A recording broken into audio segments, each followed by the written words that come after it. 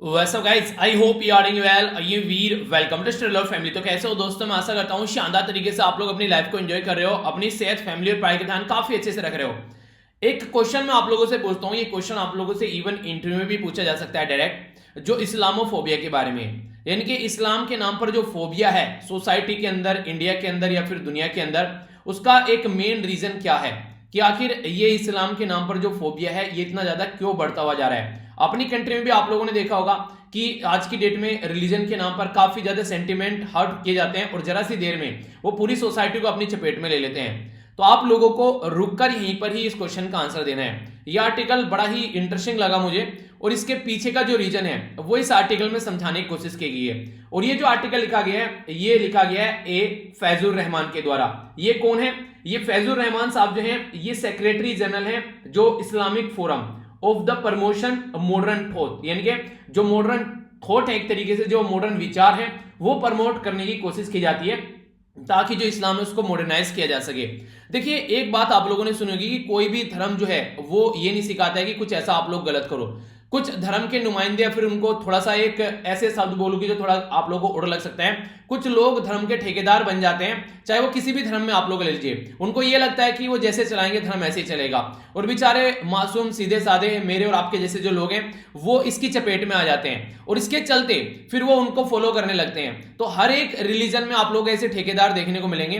तो ये जो धर्म के ठेकेदार हैं ये काफी बड़ा रोल प्ले करते हैं सोसाइटी को डिवाइड करने के लिए और इसी के ऊपर फिर अपनी रोटियां सेकते हैं। तो इसी के बारे में ये आर्टिकल लिखा गया है। ये क्वेश्चन आप लोगों से इंटरव्यू पूछा जा सकता है, आखिर इसको कम कैसे किया जा सकता है, इस्लामोफोबिया को कम कैसे किया जा सकता है। हमारी कंट्री में भी अगर आज के दिन में बात करें सबसे बड़ी जो माइनॉरिटी है वो इस्लाम है, ठीक है, वो बेसिकली मुस्लिम कम्युनिटी है, सॉरी, ठीक है। तो किस तरीके से हम लोग मिलजुल कर रह सकते हैं। डिवाइड हो गया इंडिया और पाकिस्तान अलग अलग बन गया, पर लेकिन फिर भी हमारी कंट्री में काफी लार्ज स्केल पर देखने को मिलता है कि हम बहुत सारी जो मुस्लिम कम्युनिटी हमारी सोसाइटी में है तो हम सब मिलजुल कर रहते हैं, पर लेकिन फिर भी उस लेवल पर एक दूसरे के ऊपर ट्रस्ट नहीं है जितना होना चाहिए। उसके पीछे क्या रीजन है वो भी इस आर्टिकल में बताया गया है। आप लोगों को एक क्वेश्चन भी पूछा जा सकता है एक कमेटी के बारे में, कमेटी का नाम याद रखिएगा, ये है यहाँ पर सचर कमेटी, ठीक है। तो इसके बारे में भी आप लोगों से क्वेश्चन पूछा जा सकता है, यहाँ पर आप लोग इसके बारे में याद रखिएगा।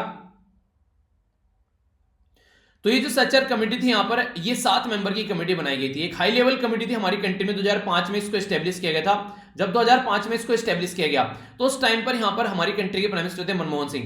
तो उनके द्वारा यहाँ पर ये जो कमेटी बनाई गई, ये former chief justice of Delhi high court थे जिनका नाम था राजेंद्र सचर, उनकी अध्यक्षता में एक कमेटी बनाई गई। इस कमेटी को क्या काम दिया गया, इसको ये बोला गया यार आप लोग जाकर देखो और जो मुस्लिम कम्युनिटी है सोसाइटी में उनका सोशल, इकोनॉमिक या फिर एजुकेशनल कंडीशन कैसी है। तो इसके द्वारा भी यहाँ पर जब रिपोर्ट प्रस्तुत की गई तो बोला गया कि काफी दयनीय कंडीशन है और उसके पीछे भी कई सारी ऐसी बातें बोली गई कि वो दयनीय जो कंडीशन है वो किसके वजह से है, ठीक है। तो जो रिपोर्ट है वो अवेलेबल भी है पब्लिक डोमेन में, आप लोग जाकर देखते हैं। 30 नवंबर 2006 में ये पब्लिकली कर दी गई थी पूरी रिपोर्ट।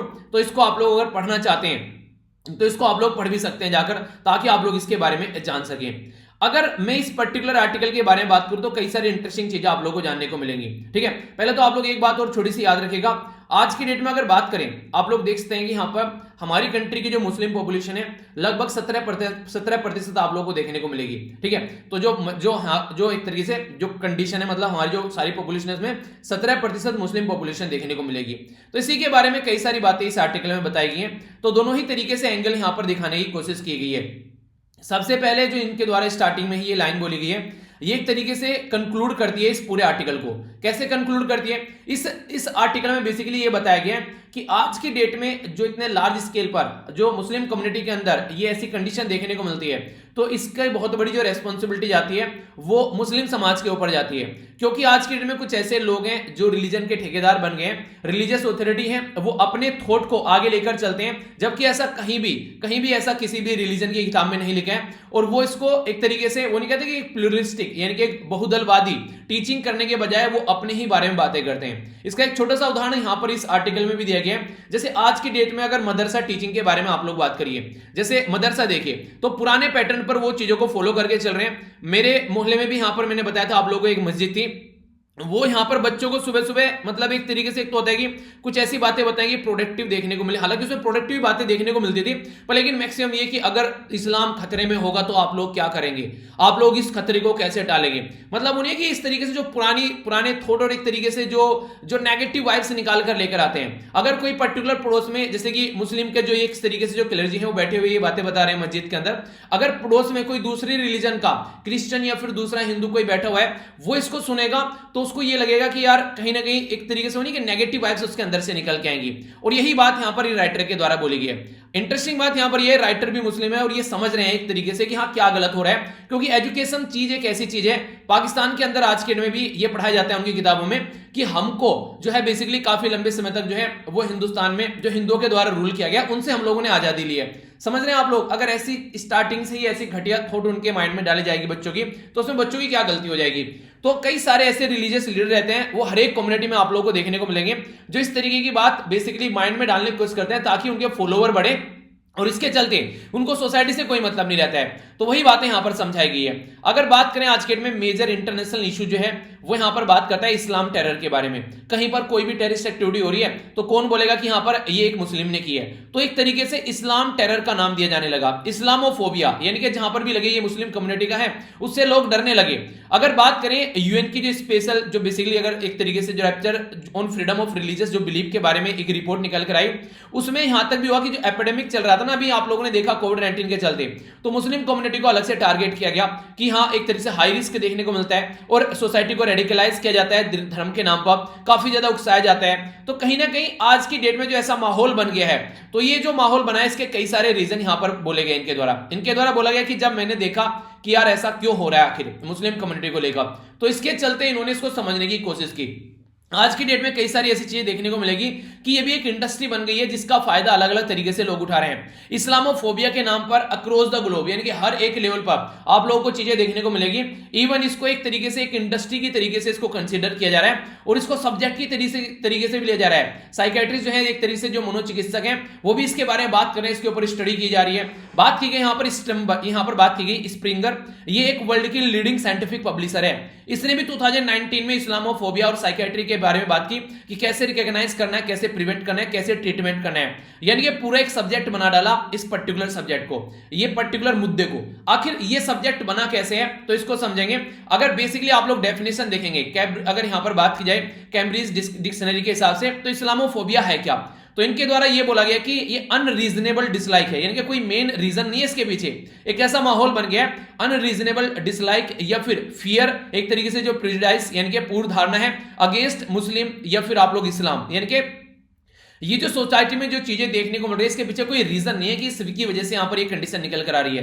तो एक अनरीजनेबल चीजें आप लोगों को यहां पर देखने को मिलेगी जो यहां पर काफी लार्ज स्केल पर सामने निकल कर आ रही है, और ये इस तरीके से हमारी सोसाइटी में आज के डेट में फैल गई है कि इसके नाम पर काफी लार्ज स्केल पर सोसाइटी को एक तरीके से काफी उकसाया भी जाता है और काफी गलत चीजें देखने को मिलती हैं। तो क्या क्या बातें बताई गई है, सबसे पहले तो इनके द्वारा ये बताया गया कि देखिए अलग अलग कल्चर का तरीका रहने का अलग अलग होता है। तो वेस्ट साइड में यानी कि जो यूरोपियन कंट्री है, फिर यूएसए, अमेरिका वगैरह, जहां पर ये चीजें आप लोग देखेंगे, यहां पर जो फियर है इस्लाम के नाम पर, मुस्लिम के नाम पर, वो एक तो आप लोगों को देखने को मिलेगा रिलीजन के नाम पर काफी कम है, वो कल्चर के नाम पर और पॉलिटिकल जो एक तरीके से दुश्मनी है एक दूसरे की उसके नाम पर ज्यादा है। यानी कि एक कंट्री मुस्लिम कंट्री और दूसरी कंट्री क्रिश्चियन कंट्री है, तो उनके बीच में जो यहां पर जो लड़ाई है वो बेसिकली रिलीजन के नाम पर नहीं है, वो पॉलिटिकल रिलायबिलिटी यानी कि हमको सपोर्ट नहीं कर रहा है, तो पॉलिटिकल राइवलरी आप लोगों को देखने को मिलेगी, हमारे साथ मिलकर काम नहीं कर रहे हैं, कल्चर में डिफरेंस देखने को मिलेगा, अच्छा बुर्का पहना जा रहा है, ये सब चीजें, तो ये धर्म के नाम पर कम और दूसरे मुद्दों की वजह से ज्यादा यहां पर आप लोगों को चीजें देखने को मिलेगी। हमारी कंट्री में जब मोहम्मद अली जिन्ना के द्वारा बोला गया कि अलग से पाकिस्तान आना चाहिए, तो ये भी अपनी रोटी सेक रहे थे, पर इनके द्वारा बोला गया इससे पहले यहां पर लाला लाजपत राय और जो भाई परमानंद है उनके द्वारा पहले ही बोल दिया गया था 1900 में एक फिर में कि एक तरीके से सेपरेट हिंदू और मुस्लिम टेरिटरी होनी चाहिए। यानी कि कुछ ऐसे लोग थे जिनका थॉट प्रोसीजर कुछ ऐसा था कि वो स्टार्टिंग से ऐसी बातें बोलते चले गए, और वो बातें जब लोग सुनते जाएंगे तो उनके मन में एक वो नहीं कहते कि एक झूठ अगर आप लोग 1000 बार बोलोगे तो वो सच लगने लगता है सोसाइटी में कि हाँ यार यही ऐसा हो सकता है। आज की डेट में भी आप लोग देखिए कई सारे राज्य के अंदर लव जिहाद के नाम पर अलग अलग रिलीजियस से रिलेटेड एक्ट लेकर आ गए कि अगर कोई भी इस तरीके से शादी करेगा, रिलीजन में कन्वर्ट होगा, तो उसको रोकने की कोशिश की जाएगी। तो ये एक और अलग लेवल पर सोसाइटी के अंदर आप लोगों को एक नया पैमाना आप लोगों को देखने को मिलेगा। तो कई सारी ऐसी कंडीशन देखने को मिलती है। इसी के साथ में अगर बात करें, यहां पर जो सबसे इंपॉर्टेंट बात है वो यहां से निकल कर आती है, जो मुस्लिम कंट्रीब्यूशन क्या रहा है इसमें। ये तो चलिए दूसरी कम्युनिटी के लोग हैं, जैसा सामने प्रस्तुत किया जाएगा वो वैसे हो जाएंगे। क्या अपने भी घर में कोई ऐसा, यानी कि जो मुस्लिम कम्युनिटी है उसके दो लोग हैं, उनके द्वारा इसके लिए क्या किया गया है, क्या उन्होंने इसके खिलाफ कोई आवाज उठाई है, क्या उन्होंने इसको लेकर कोई और बातें की है, तो यहां पर यह समझाने की कोशिश की गई है। देखिए, अगर बात करें, हमारी कंट्री आजाद हुए काफी लंबा समय हो गया, पार्टीशन हुए भी काफी लंबा समय हो गया, पर लेकिन आज की डेट में भी जो एंटी मुस्लिम सेंटीमेंट्स हैं वो एग्जिस्ट नहीं करते हैं, बल्कि और बढ़ रहे हैं, यानी कि और बढ़ते हुए जा रहे हैं, इवन इंडिया के अंदर भी। जबकि हमारी कंट्री में ये माना जाता है कि हमारी कंट्री की जो मुस्लिम कम्युनिटी है वो काफी लिबरल है। उनको आप लोग कंपेयर मत कीजिए। जब यहां पर आईएसआई यानी कि इस्लामिक स्टेट जो सीरिया और इराक के साथ में आप लोग कंपेयर करते हैं, तो उनके साथ में इनको कंपेयर मत कीजिए। कई बार ऐसी बातें बोली जाती है, क्योंकि हमारी कंट्री की जो कम्युनिटी है, आप लोगों ने देखा होगा इतने लार्ज स्केल पर चीजें बढ़ी, पर लेकिन कभी भी हमारी कंट्री में जो कम्युनिटी है उनके द्वारा जो आईएसआई को इन सब चीजों को सपोर्ट नहीं किया गया। तो इसी के चलते यहां पर काफी बड़ा मुद्दा जो इनके द्वारा बोला गया कि हमारी कंट्री के जो प्राइम मिनिस्टर इवन 2014 में जब प्राइम मिनिस्टर बनकर आए, उनके द्वारा भी ये बोला गया कि हमारी कंट्री के जो मुस्लिम है, हमारी कंट्री का जो मुसलमान है, they will die for India, they will not, एक तरीके से इनके द्वारा ये बोला गया कि not want anything bad for India, यानी कि हमारी कंट्री के लिए वो कुछ गलत नहीं चाहेंगे। तो इंडियन मुस्लिम जो है वो इंडिया के लिए जीता है, यानी कि उसका दिल जो है वो इंडिया के लिए एक तरीके से धड़कता है। तो ये बातें बोली गई। तो यहां पर ये जो सारी बातें बोली गई, तो अगर इस तरीके से बातें बोली जाएंगी तो एक दूसरे के रिलीजन में फेथ रहेगा और मिलकर हम लोग आगे बढ़ेंगे।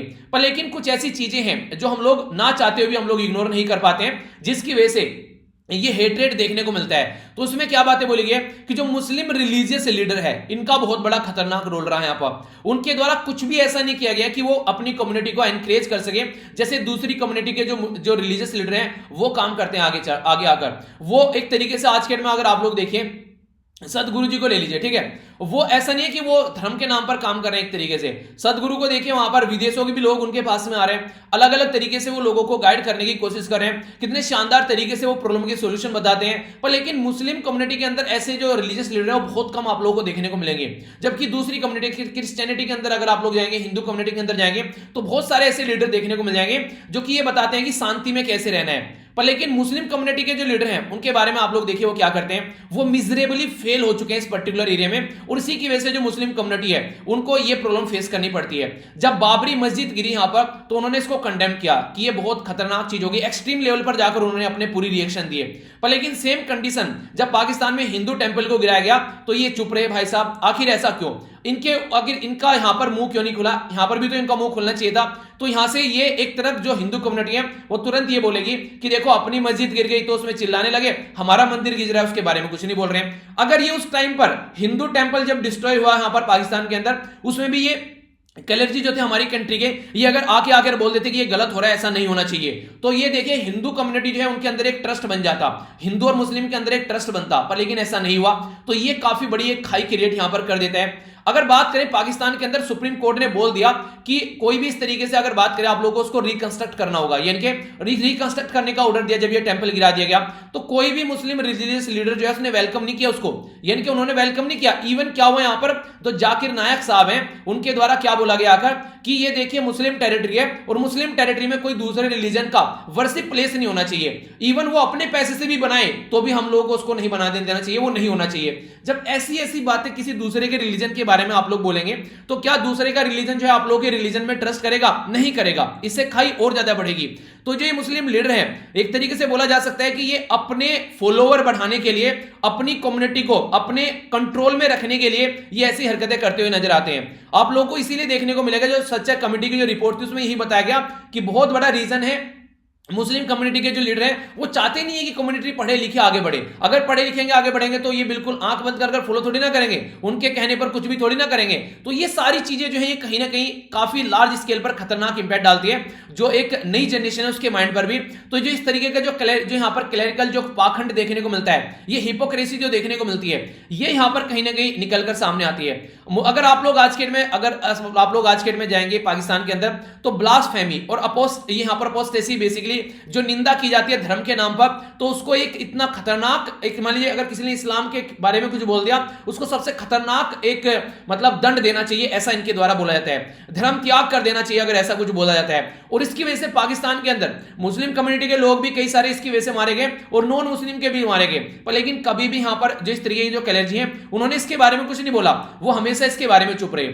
आज की डेट में भी अगर आप लोग जाएंगे, जो है कि बेसलेस इनके द्वारा स्टार्टिंग में वर्ड यूज किया गया कि इसका कोई बेस नहीं है, आप लोगों को देखने को मिलेगा कि एक तरीके से एक शब्द यूज किया था, कॉन्सेप्ट ऑफ गाजवा एल हिंद। इसका मतलब क्या है कि वॉर अगेंस्ट इंडिया। तो पाकिस्तान के अंदर आज की डेट में भी वॉर अगेंस्ट इंडिया का जो कॉन्सेप्ट है वो उसको लेकर खूब चिल्लाते हैं कि हाँ इंडिया के खिलाफ वॉर करनी है, ये करनी है। हमारी कंट्री के जो उलेमा है वो उसके ऊपर साइलेंट है। आखिर क्यों वो इसके ऊपर आवाज नहीं उठाते हैं कि ये सब कुछ गलत है, इस्लाम में ऐसा कुछ है ही नहीं है, ये फालतू की चीजें अपनी रोटियां सेकी जा रही है इनके अंदर, तो कोई ऐसा नहीं बोलता है। तो बहुत बड़ा क्वेश्चन मार्क यहां पर लग जाता है कि क्या लॉयल्टी, अगर आप लोग देखिए कि वॉर अगेंस्ट इंडिया, अगर ये बोलते हैं कि हाँ ये मुसलमानों का बेस है कि वॉर अगेंस्ट इंडिया करनी है और हमारी कंट्री के उलेमा कुछ बोल नहीं रहे हैं, तो अगर हिंदू कम्युनिटी के वो सोचेंगे, वो तो क्वेश्चन लगाना स्टार्ट कर देंगे नेशनलिटी के ऊपर भी, यार तुम तो इंडिया के खिलाफ वॉर छेड़े बैठे हो। तो कहीं ना कहीं जो यहां पर ये कलर्जी जो है, यहां पर जो मुस्लिम लीडर जो है, ये एक तरीके से एक और ज्यादा एक खाई बढ़ाने में एक हेल्प कर रहे हैं, जो ऑलरेडी पहले इसका बेस बन चुका था। वो नहीं कहते कि वो एक तरीके से कि आग में घी डालने का काम यहां पर किया जा रहा है। तो इसके चलते जो मिसट्रस्ट है वो और ज्यादा बढ़ जाता है, खासकर मुस्लिम कम्युनिटी के ऊपर। तो ये इंडिया के अंदर इनके द्वारा बातें बताई जा रही है। अगर ये इसको बोल दे कि जो वॉर अगेंस्ट इंडिया है, यहां पर एक आजवा जो ऑल हिंद है, यहां पर ये जो कॉन्सेप्ट है, अगर ये बोल दे कि ये फालतू का कॉन्सेप्ट है और ये अन इस्लामिक है, यानी कि इस्लाम से इसका कोई रिलेशन नहीं है, तो यहां पर एक ट्रस्ट अच्छे लेवल पर बनाया जा सकता है। पर लेकिन ऐसा करेंगे तो इनके फॉलोवर कम हो जाएंगे, तो ऐसा ये क्यों करेंगे? तो ये बिल्कुल ये कंडीशन आप लोगों को देखने को मिलेगी। दूसरा जो वर्ड यूज किया था काफिर, यानी कि एक वर्ड यूज किया था काफिर, माना जाता है कि एक तरीके से नॉन मुस्लिम जो है उसको नॉर्मली काफिर, ये एक शब्द यूज किया जाता है। तो इसके बारे में बात की जाती है कि अगर ये ऐसे शब्द आप लोग यूज करेंगे और बोल देंगे कि हाँ ये सही है, तो ये गलत है, इससे और ज्यादा आप लोग चिढ़ने लगेंगे एक दूसरे से, और एक ज्यादा दूसरे से की खाई आप लोगों के बीच में बढ़ती चली जाएगी।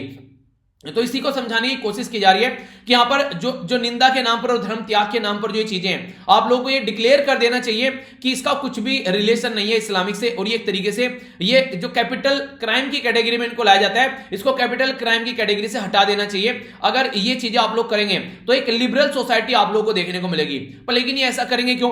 कौन चाहेगा उसके फॉलोवर जो है कम हो जाए? कौन चाहेगा उसकी ताकत कम हो जाए? क्योंकि फॉलोवर ही ताकत है। आज की डेट में जिसको भी आप लोग फॉलो कर रहे हैं ना, आप लोग उसकी ताकत है। कोई मूवी आप लोग देखने जा रहे हैं, आपकी वजह से वो हिट होती है, नहीं जाओगे तो सड़क पर आ जाएंगे कटोरा लेके, इतना पैसा लगाकर, पता चला 1000 करोड़ रुपए लगाकर एक मूवी बनाई और कोई देखने ही नहीं गया उसको। समझ रहे हैं कि 2-4 मूवी ऐसी चली गई, घुटने ना टेक दे आप लोगों के सामने आकर बता देना।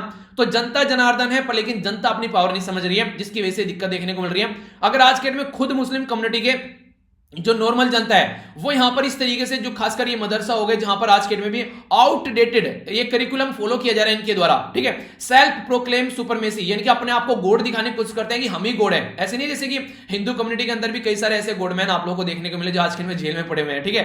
तो इसी तरीके से मुस्लिम कम्युनिटी में भी देखने को मिलेंगे। और यही रीजन था वेस्टर्न वर्ल्ड में। अगर मैं आप लोगों को एक इंटरेस्टिंग चीज बताऊं, अगर वेस्टर्न वर्ल्ड में आप लोग जाएंगे तो सेपरेशन ऑफ पावर की जब बात की जाती है, खासकर रिलीजन और इसी के साथ में जो एडमिनिस्ट्रेशन के बारे में, तो वहां पर जो कॉन्सेप्ट निकालकर वो लेके आए ना सेक्युलरिज्म का, तो यही निकाल कर लेकर आए कि धर्म को और एडमिनिस्ट्रेशन को बिल्कुल अलग कर दो, क्योंकि धर्म के जो ठेकेदार बने बैठे थे वो अपनी रोटियां सेकते थे इसके बारे में, इसीलिए उन्होंने सेपरेट कर दिया ये कॉन्सेप्ट कंप्लीटली कि हाँ हम लोग क्या करेंगे, बिल्कुल भी हम लोग इसके अंदर इंडल्ज नहीं करेंगे जो आज के डेट में चीजें देखने को मिलती है, यानी कि रिलीजन जो है और एडमिनिस्ट्रेशन अलग रहेगा, इसलिए वहां पर सेपरेशन का कॉन्सेप्ट रहता है कंप्लीटली। हमारी कंट्री में हालांकि ये नहीं है, हमारी कंट्री में सब मिलजुल कर काम किया जाता है, तो हमारा एक पॉजिटिव कॉन्सेप्ट बनाता है। पर लेकिन उन्होंने इसको इसी के बेस पर अलग कर दिया, क्योंकि वो अपने आप को बोलते थे हम ही सही हैं, ठीक है, वो अपने आप ही को भगवान बताने लगते थे। तो ये कंडीशन देखने को मिलेगी। तो जो मुस्लिम समाज है उसको यहां पर समझना पड़ेगा, उसको चैलेंज करना पड़ेगा। ये सेल्फ प्रोक्लेम जो सुपरमेसी वाली बात आती है, इसको खासकर जो रिलीजियस अथॉरिटी है उसके ऊपर प्रेशर डालना पड़ेगा, और जो मदरसा है उसके अंदर एक मॉडर्नाइज करिकुलम लाना पड़ेगा जो कि एक तरीके से सबको साथ में लेकर चले। तो प्लूरिस्टिक टीचिंग वहां पर आनी चाहिए, एक मॉडर्न इस्लाम बनना चाहिए। पुराने पैटर्न पर अगर चीजें ऐसी फॉलो करके चलते रहोगे तो देखिए ये कभी भी चीजें नहीं सुधरने वाली है। तो ये पूरा आर्टिकल ये दिखाने की कोशिश कर रहा है कहीं ना कहीं, अगर आप लोग देखोगे कि कहीं ना कहीं जो लीडर है यहाँ पर, जो इस पर्टिकुलर कम्युनिटी से जो फॉलो करके चल रहे हैं, वो लीडर ही नहीं चाहते कि कम्युनिटी जो है मॉडर्न बन जाए, क्योंकि मॉडर्न बन गई तो क्वेश्चन पूछेंगे तो फिर ये दिक्कत देखने को मिलेगी। ये बिल्कुल ऐसे पुराने टाइम में अगर हिस्ट्री में आप लोग जाओगे तो ऐसा ही कुछ देखने को मिलता है जो पुराने टाइम पे जो हमारे जो बेसिकली जो कम्युनिटी हुआ करती थी, जो अपने आप को बोलती है हम ही टीचर हैं, से उस टाइम पर बोला था कि जो हमारी कंट्री में जो पंडित कम्युनिटी हुआ करती थी स्टार्टिंग से ही जब पहले, तो वो अपने आप को इस तरीके से लेकर चलती थी हम ही को यहाँ पर रहना है सबसे ऊपर, क्योंकि एक तरीके से वो टीचर की तरीके से माने जाते थे। इवन राजा रजवाड़ों के भी टीचर वो हुआ करते थे, सब कुछ उनके कंट्रोल में रहता था। तो उनका ये मानना था कि एक तरीके से ये चीज हमारे ही हाथ में रहे, ठीक है। तो एक तरीके से वो नहीं कहते कि अपने हाथ में एक पावर बनी रहे, तो दूसरी कम्युनिटी के हाथ में अगर ये पावर चली गई तो फिर हमारा अस्तित्व जो है वो खतरे में आने लगेगा।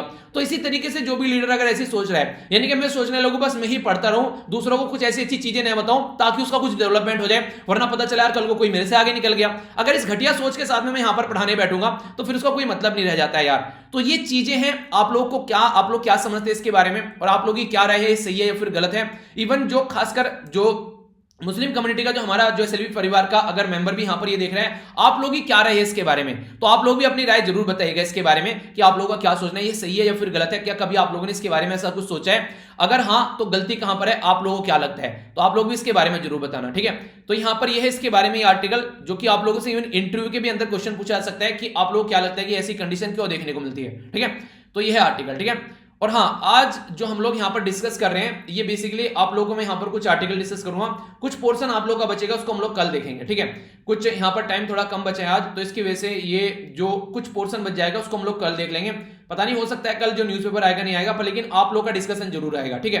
तो जो भी होगा, कुछ एक्स्ट्रा पॉइंट, कुछ ऐसी चीजें जो मुझे लगता था कि नहीं पढ़ाई अब तक, तो उनको भी कुछ इंक्लूड कर लेंगे। ऐसा नहीं कि हाँ यार ये चीजें कुछ टाइम मिले तो उसके लिए पढ़ा लेनी चाहिए, तो इस तरीके से, ठीक है।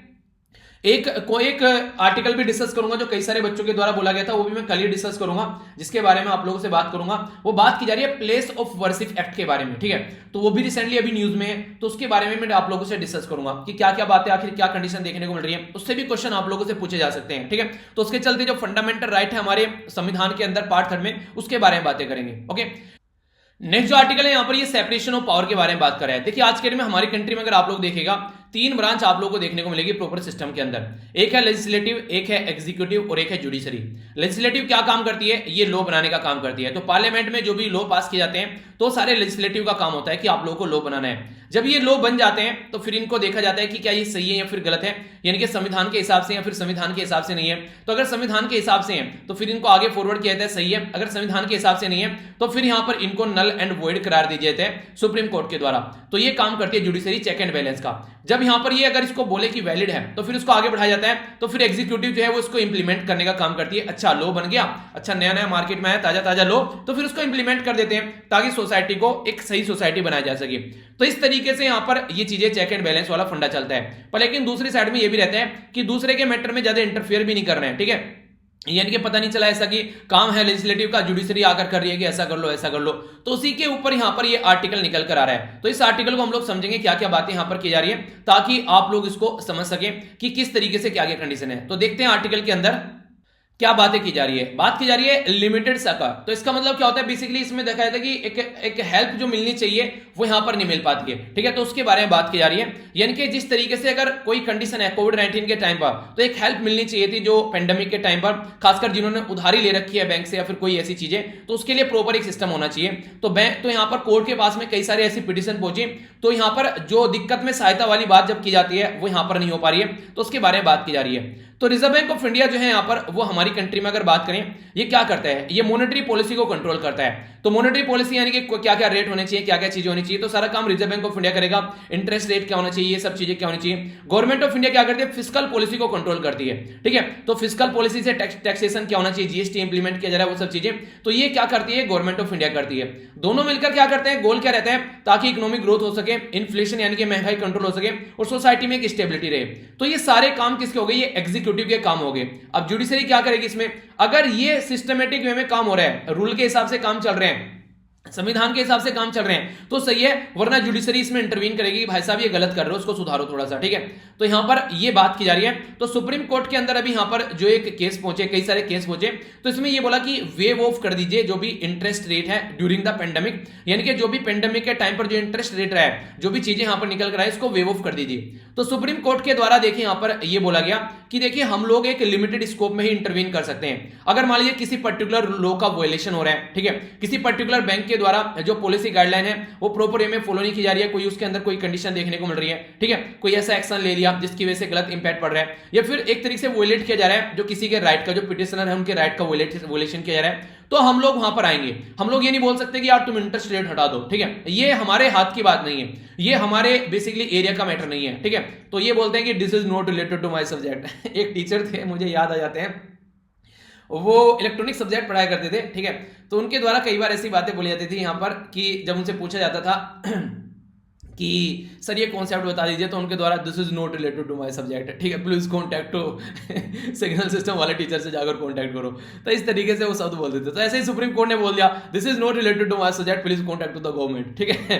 तो ये जो बातें बोली जा रही है इसका मतलब ये है कि ये मेरा स्पेयर नहीं है, और यहाँ पर एक सेपरेशन ऑफ पावर का कॉन्सेप्ट है कि भाई साहब उनके एरिया में जाकर हम लोग इंटरफेयर नहीं करेंगे। हाँ, अगर कुछ गलत आप लोगों के साथ में हो रहा है, तो आप लोगों ने मान लीजिए किसी से उधारी ली, और उधारी ली आप लोगों ने बोला कि यार हम लोग 3% का ब्याज दे सकते हैं, ठीक है, और आप लोगों की बात में सहमत हो गई, आप लोगों ने लिखित में लिखा लिया एक दूसरे से कि 3% का देंगे। अब आप लोग बोले कि यार घर में यार गरीबी आ गई है, किसी की डेथ हो गई है कमाने वाले की, आप लोग बोले कि यार मैं तो बस 1% ही दे पाऊंगा, ठीक है, और आप लोग कोर्ट में चले जाएं, तो कोर्ट ये बोलेगा ऑलरेडी तुमने बोला था 3% दोगे। तो अब तो सामने वाले की श्रद्धा के ऊपर डिपेंड है ना कि सामने वाला उसको एक्सेप्ट करता है नहीं करता है, कि यार घर में दिक्कत हो गई है, चलो अपना मूली ले लो, ब्याज छोड़ दो, तो ऐसा उसके ऊपर डिपेंड करता है। बाकी वाकई में देखा जाए तो आप लोगों की रेस्पॉन्सिबिलिटी है कि आप लोगों को पे यही करना है कि हाँ ये कंडीशन चाहे कुछ भी क्यों ना रहे, क्योंकि आप लोगों ने लिया इसी पर था जो इंटरेस्ट रेट था, ठीक है, तो ऐसा समझ सकते हैं। तो बैंक ये कह रहे हैं कि कुछ गलत होता है तो हम लोग काम कर सकते हैं। जैसे मान लीजिए ये बोले लगे कि कंपाउंड इंटरेस्ट जो है उसके बारे में, तो उसका वेवर कर दिया, इनके छूट दे दी 2 करोड़ तक के अंदर अगर बात करें, तो ये गलत चीज है कि 2 करोड़ वालों के अंदर क्या भाई साहब कुछ ऐसे कोने कहते हैं कि सितारे लगे हुए हैं कि आप लोगों ने इनको छूट दे दी, तो ये आर्बिट्रेरी एक डिस्क्रिमिनेशन है, तो यहां पर कोर्ट बोल सकता है। तो इस तरीके से अगर कुछ गलत किया जा रहा है तो यहां पर जुडिशियल रिव्यू का किया जा सकता है, जुडिशरी के द्वारा रिव्यू किया जा सकता है कि ये गलत हो रहा है, डिस्क्रिमिनेशन हो रहा है कि यार उसको छूट दे दी और इनको नहीं दी, ऐसा क्यों कर रहे हो, तो यहां पर कोर्ट अपनी बातें रख सकता है। तो ऐसा अगर कोई मुद्दा है तो कोर्ट यहां पर बोलेगा, वरना नॉर्मल मुद्दे में कोर्ट नहीं बोलेगा, यानी कि जो चीजें सही हैं और एक पैटर्न में चल रही हैं, रूल के हिसाब से चल रही हैं, तो वहां पर कोर्ट आके इंटरवीन नहीं करेगा, कोर्ट इंटरवीन वहीं पर ही करेगा, कोर्ट वहीं पर ही आकर बोलेगा जहां पर उसको लगता है कि रियलिटी में कुछ गलत हो रहा है, कोई वायलेशन हो रहा है। जैसे कि अभी बात की जाए नेशनल डिजास्टर मैनेजमेंट एक्ट के अंदर अगर बात करें तो बात की जा रही है कई सारे जो उल्लंघन अगर किए जाते हैं यहां पर, कई सारी जैसे कि आर्थिक, जैसे हमारी कंट्री में क्या हुआ अभी कोविड-19 के चलते लॉकडाउन लग गया, तो काफी लार्ज स्केल पर यहां पर क्या हुआ, कई सारी जो प्रॉब्लम देखने को मिली, ठीक है, बायोलॉजिकल इमरजेंसी भी निकल कर आई, कई सारे डिजास्टर आप लोगों को देखने को मिले, पेंडेमिक की वजह से बहुत सारी प्रॉब्लम देखने को मिली। तो ये एक्ट जो है यहाँ पर ये इस तरीके से यहाँ पर चीजों को कंट्रोल करने की कोशिश करता है। तो अब इसको कैसे इंप्लीमेंट करना है, अगर उसके इंप्लीमेंटेशन में कुछ ऐसी गड़बड़ हो रही है कि उस एक्ट का उल्लंघन किया जा रहा है, ठीक है, तो अब आप लोग यहाँ पर जो बेसिकली किस तरीके से रेस्पॉन्ड यहाँ पर ऑथोरिटी कर रही है, तो उस तरीके से आप लोग देखने को मिलेगा, क्योंकि कंडीशन तो पूरे देश की खराब हुई है। अब देश बोलने लगे कि यार मैं मतलब ऐसे तो हो नहीं सकता कि देश की कंडीशन अच्छी है और आप लोगों की कंडीशन खराब चल रही है। नॉर्मली पता चला राज्य हमारी कंट्री में 28 के राज्य रो रहे हैं कि हमारे पास में कुछ नहीं रहा, हम लोग बर्बाद हो गए, और सेंट्रल गवर्नमेंट खुश हो रही है कि वाह हम तो पूरे आबाद हो गए। ऐसा पॉसिबल थोड़ी ना है, क्योंकि सेंट्रल गवर्नमेंट आई कहां से निकल कर है तो यही राज्य ना, सारे मिलकर तो सारी एक जगह इकट्ठे होकर तो सारे सिस्टम है, तो ऐसा पॉसिबल ही नहीं है, ठीक है। तो ये चीजें कि वैसा बोला जाए कि परिवार का मुखिया खुश है और पूरा परिवार रो रहा है, तो ये चीजें पॉसिबल नहीं हो पाती है। परिवार का मुखिया तभी खुश होगा जब पूरा परिवार खुश होगा, तो ऐसे आप लोग इसको समझ सकते हैं। तो अगर देखा जाए, अगर यहां पर सेंट्रल और रिजर्व बैंक ऑफ इंडिया है, उनके द्वारा भी यहां पर बोला गया कि देखिए यार बहुत ही लार्ज स्केल पर अभी फिलहाल जो है कई सारी चीजें देखने को मिली, पूरा सिस्टम जो है वो क्राइसिस में चल रहा है, बहुत लार्ज स्केल पर कंडीशन खराब हो गई आज के में। आप लोग जानते हैं कि कोविड-19 के चलते ना तो कोई जीएसटी का कलेक्शन हुआ, सारी चीजें यहां पर ठप पड़ी हैं। गवर्नमेंट पैसा कहां से लेकर आती है? गवर्नमेंट बेसिकली देखिए एक सिस्टम है हमारी कंट्री में, क्या हर एक कंट्री में जो सिस्टम चलता है, जैसे गवर्नमेंट की बात कर लीजिए, चाहे आप लोग बैंक की बात कर लीजिए, चाहे बैंक लिख लीजिए चाहे गवर्नमेंट लिख लीजिए, आप लोग क्या करते हैं, आप लोग टैक्स के फॉर्म में पैसा पे करते हैं, वो टैक्स का पैसा जो इकट्ठा होता है गवर्नमेंट के पास में, फिर वो उसकी पॉलिसी बनाते हैं कि हाँ ये गवर्नमेंट की पॉलिसी आ गई कि हाँ ये जो महिलाएं हैं इनको ये फैसिलिटी देनी है, बच्चों को फैसिलिटी देनी है, तो आप लोग के द्वारा अगर टैक्स ही पे नहीं किया जाएगा तो ये कैसे उसको देंगे आगे, जो पॉलिसी बनाकर लाई जाती है। सेम फंडा होता है बैंक का। बैंक क्या करते हैं, आप लोग जाकर बैंक में अपना पैसा रखते हैं, वो पैसा वो क्या करते हैं, वो कॉर्पोरेट हाउस बड़ी बड़ी इंडस्ट्री को पैसा उधार दे देता है। आप लोगों को मान लीजिए 4% का इंटरेस्ट दे दिया, वहां से वो 8% का इंटरेस्ट लेता है, तो बाकी का 4% ही क्या करता है, अपना सिस्टम चलाने में यूज करता है। कि मान लीजिए आप लोगों को यहाँ पर अपना सिस्टम चलाना है कि यहाँ पर जैसे कि कोई यहाँ पर कोई ब्रांच ले रखे हैं उन्होंने, वहां पर एटीएम भी लगा रखे हैं, बिजली भी चाहिए, जो लोग हैं उनकी सैलरी भी चाहिए, तो अपना खर्चा तो निकालेगा ना, ऐसा थोड़ी ना कि अपना खर्चा भी कहीं और से निकाल कर लेकर जाएगा। तो अगर ये फैसिलिटी प्रोवाइड कर रहे हैं यहाँ पर बैंक, तो बेसिक खर्चा तो उसको चाहिएगा ना, ताकि वो एक सिस्टम चला सके। अगर बेसिक खर्चा भी नहीं निकलेगा तो क्या होगा, कुछ दिनों बाद ये बैंक बंद हो जाएगा, बोलेगा यार क्या करूं, मेरे पास तो कुछ ही नहीं है, ये खर्चे तो देगा नहीं। अब यहाँ पर हर एक इंसान, अगर मान लीजिए कल को आप भी जाकर बैंक में जॉब करें तो सैलरी तो चाहिए ना, आप ये थोड़ा ना बोले कि नहीं सैलरी नहीं चाहिए हमको यार, हम तो बस ऐसे ही काम करेंगे, तो ऐसे पॉसिबल नहीं होता है। एक बेसिक जिंदा रहने के लिए रिक्वायरमेंट बैंक की है कि वो यहाँ पर सामने वाले से ज्यादा पैसे लेगा, आप लोगों को कम देगा, ताकि उसका भी खर्चा चलता रहे और एक सिस्टम बना रहे। ठीक है, तो इस तरीके से चीजें चलती हैं। तो फाइनेंशियल सिस्टम ही जब अनस्टेबल हो गया पूरी कंट्री का इस टाइम पर, तो उसको कैसे आप लोग लेकर चल सकते हैं। पूरी हेल्थ और जो इकोनॉमिक जो कॉस्ट है वो काफी ज्यादा एक ह्यूज लेवल पर इंपैक्टेड देखने को मिली। तो all section of the society पर इसका इंपैक्ट पड़ा, ऐसा नहीं है कि एक जगह पड़ा। और ये कैसा अनप्रेडिक्टेबल एक चीज सामने आई थी जिसके बारे में कभी किसी ने सोचा भी नहीं था। फरवरी माह से पहले किसी ने सोचा भी नहीं था कुछ ऐसा कुछ होने वाला है। सब अपनी लाइफ को बल्ले बल्ले एंजॉय कर रहे थे। कुछ दिनों पहले हैप्पी न्यू ईयर आया था 2020 में, सबने हैप्पी न्यू ईयर सबने विश किया था शानदार तरीके से। पर किसको पता था ये हैप्पी न्यू ईयर में से हैप्पी हटने वाला है, बस न्यू ईयर रहने वाला है और वो एक डिजास्टर फेज में जाने वाला है। लाखों लोग हमारे बीच में से खत्म होने वाले, एक पर्टिकुलर ऐसा कोई वायरस आने वाला है। तो ये सारी चीजें यहां पर जो देखने को मिली वो एक अलग पैटर्न आप लोग यहां पर अंडरस्टैंड कर सकते हैं। तो सबके साथ हुआ, वो ऐसा नहीं है कि यहां पर पर्टिकुलर पर्सन। तो इसके चलते स्मॉल और जो इनफॉर्मल जो एंटरप्राइज है, लो इनकम वाले जो हाउस होल्ड हैं, काफी ज्यादा उनके ऊपर भी उधारी यहां पर चढ़ गई। तो स्ट्रगल है आज के डेट में, स्ट्रगल कर रहे हैं किस तरीके से, यहां पर उनको कोई डायरेक्ट क्रेडिट सपोर्ट मिलनी चाहिए, कोई ऐसी मैकेनिज्म आनी चाहिए। तो सुप्रीम कोर्ट भी यहां पर देखिए पॉलिसी मेकिंग वाले एरिया में ज्यादा तो बोल नहीं सकता, बस एक गाइडलाइन ही दे सकता है कि यार देखो क्राइसिस के टाइम पर सब झेल रहे हैं तो थोड़ा सा कुछ करो, इनका क्या सोल्यूशन निकाला जा सकता है इस पर्टिकुलर कंडीशन में। तो ये सेपरेशन ऑफ पावर वाला मुद्दा आ जाता है। तो ये यहां पर इसके द्वारा बातें बोली गई है। ठीक है, तो ये कुछ बातें हैं जिसके बारे में आप लोग आइडिया रख सकते हैं। बाकी आगे की डेट में बात करें तो ये आज का कार्टून है। कार्टून यहां पर दिखाने की कोशिश कर रहा है कि नई स्ट्रेन जो सामने निकल कर आई है कोविड-19 की, ये दो मुंहा सांप हो गया और दो मुंहा कई मुंहा सांप हो गया कि आप लोग इसको समझ ही नहीं पाएंगे कहां से ये कैसे निकल कर आ रहा है। तो ये सिचुएशन समझाने की कोशिश की जा रही है। तो आप लोगों ने देखा होगा, ये मॉर्निंग में मैंने डिस्कस भी किया था, हमारी कंट्री में अगर आज के डेट में आप लोग बात करते हैं तो नई दो स्ट्रेन देखने को मिल रही है। और इंटरेस्टिंग बात पता है क्या है, जो कोरोना वायरस का ये जो नया सिस्टम देखने को हमारी कंट्री मिल रहा है, जिसको E484Q और इसी के साथ में L452R, ये हमारी ही कंट्री में है। ये म्यूटेशन और किसी भी कंट्री में आप लोगों को देखने को नहीं मिल रहा है। इसलिए जब इसके ऊपर स्टडी की गई तो यहां पर SARS-CoV-2 जो कंसोर्टियम ऑन जीनोमिक्स जब निकल कर आया, अब उसका सिस्टम जो है, उसके सैंपल जो है, ये ग्लोबल जो रेपोजिटरी है उसके द्वारा बुलाया गया और यहां पर ये global initiative of sharing avian influenza data ये इकट्ठा करते हैं और फिर चेक करते हैं कि ऐसा कुछ देखने को मिल रहा है। तो हमारी कंट्री में जो महाराष्ट्र, दिल्ली, पंजाब, गुजरात के अंदर एक यूनिक सिस्टम आप लोगों को देखने को मिलेगा, जिसके बेस पर यहां पर ये चीजें चल रही हैं। तो इस यूनिक सिस्टम के अंदर यहां पर जो चीजें चल रही हैं, यानी कि ये इन्हीं 4 राज्य में है, ये पूरे वर्ल्ड में और कहीं नहीं है, ये वाला कोरोना वायरस का जो वर्जन है। तो ये काफी बुरी कंडीशन आप लोग देखते हैं। तो इसको बोला गया कि वेरिएंट ऑफ कंसर्न, तो VOC की कैटेगरी में इसको डाल दिया गया है। वेरिएंट ऑफ कंसर्न में यूके का B117 है, साउथ अफ्रीका का B1351 है, ब्राजील का P1, ये है बेसिकली लाइनेज करके। तो ये सारी चीजें आप लोग यहां पर देखने को मिल रही है। तो हमारी कंट्री का भी यहां पर ये वॉइस ऑफ जो यहां पर वेरिएंट ऑफ कंसर्न की कैटेगरी में आ चुका है। एक और है यहां पर हमारी कंट्री में जो केरला के अंदर एक म्यूटेशन है जिसको बोलते हैं N440 के। तो ये म्यूटेशन जो है यहां पर ये क्या कर रहा है, ये इम्यूनिटी से एक्सकेप करने की कोशिश कर रहा है। ऐसे नहीं कि घर में आप लोग पता चला कि बाहर घूमकर लेट आए घर में, ठीक है, पापा बैठे हुए हैं सामने गेट पर, आप लोग क्या करें, खिड़की से एंट्री अंदर मार जाए, ठीक है। तो एक तरीके से ये दिखाने की कोशिश करें हम तो घर पे ही थे, पापा आपने देखा नहीं, ठीक है। तो वो वाली कंडीशन है। तो कोरोना वायरस क्या है, वो एक तरीके से एंटीबॉडी जो है उसको उससे बढ़ने की कोशिश कर रहा है, उसको बर्बाद करने की कोशिश कर रहा है। ये ऐसा म्यूटेशन जो केरला में देखने को मिल रहा है, ये लगभग 16 कंट्री में यूके, डेनमार्क, सिंगापुर, जापान और ऑस्ट्रेलिया। तो जो कोरोना वायरस का एक नया वर्जन अभी सामने निकल कर आ रहा है, ऐसी बातें यहां पर समझाने की कोशिश की जा रही है। तो हम लोग को समझना पड़ेगा, प्रॉब्लम का सॉल्यूशन निकालना पड़ेगा, वरना बहुत ज्यादा दिक्कत आप लोगों को देखने को मिलने वाली है। तो ये बातें यहां पर इसमें समझाई गई है, ठीक है। बाकी जो भी आज का डिस्कशन आप लोगों का बचा है उसको कल कंबाइन करके डिस्कस कर लूंगा काफी डिटेल में, ठीक है। आज थोड़ा कम टाइम रहा यहां पर, कोई नहीं, टेंशन मत लीजिए, वो मेरी रेस्पॉन्सिबिलिटी है। देखिए कुछ भी अगर छोड़ूंगा नहीं, इस बात की गारंटी आप लोग बेसिकली जानते हैं, जो फॉलो कर रहे हैं तो इतने लंबे समय से आप लोग को पता ही है। तो ये मेरी रेस्पॉन्सिबिलिटी है, तो इसको आप लोग एंजॉय कीजिए। बाकी आप लोगों से जो भी चीजें पूछी जाती हैं उसके बारे में आप लोग जरूर जवाब दिया कीजिए। एक एनालिटिकल सोच आप लोग की बढ़ेगी। कल को इंटरव्यू में क्वेश्चन पूछा जाता है तो आप लोग एक अच्छे से आंसर उसका दे पाओगे, ठीक है। तो नेक्स्ट लेक्चर में मिलता हूं, अच्छे से एंजॉय कीजिएगा अपना जो कलरफुल होली को भी शानदार तरीके से, और अपना ध्यान भी रखिएगा। तो बड़ों को नमस्ते, छोटों को प्यार, छोटी सी लाइफ एंजॉय करो यार। मिलता हूं नेक्स्ट लेक्चर में, तब तक के लिए जय हिंद।